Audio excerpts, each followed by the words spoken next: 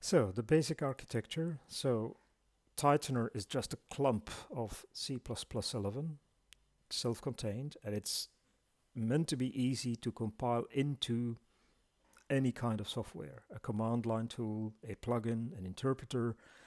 So each of these Tightener modules is a node. I call them a node. So you have to envision there's a workstation and there's all these Tighteners compiled into things, and they are like nodes living on that computer. So, and then each of those nodes can provide services. So they have within the node, there could be multiple services. And typically, what we'll see most is that some of those services will be DOMs, document object models.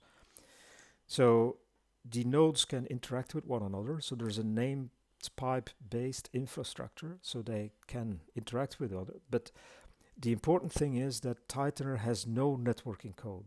And I did that by design. It's not that I didn't know how to do it. It's by design. I wanted to take that concern out of Tightener and not make it dependent on any kind of network protocol or network code. So in a basic Tightener as it is, all Tightener knows is how to interact with other Tightener nodes on the same workstation using named pipes. So the named pipes on Windows are essentially shared memory based. The named pipes on Mac are like essentially just named pipes like on Unix. So, and networking is a totally separate concern. So Tightener is essentially ready to be networking, but the whole networking infrastructure will be created by creating a gateway app, which is just an application that you can write in whatever language, like C++ or anything else. And that application will know how to contact another application across the network.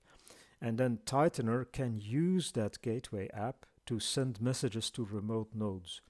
But these Tighteners that send messages to remote nodes don't need to be aware of how networking is done. That's essentially embedded in the network aware gateway app. So I wanted to remove any network dependencies from Tightener. And so the dependency on networking code will be purely a functionality of the gateway app. And those gateway apps could be written in Node.js, they could be written in C++, in Zojo, in whatever we want.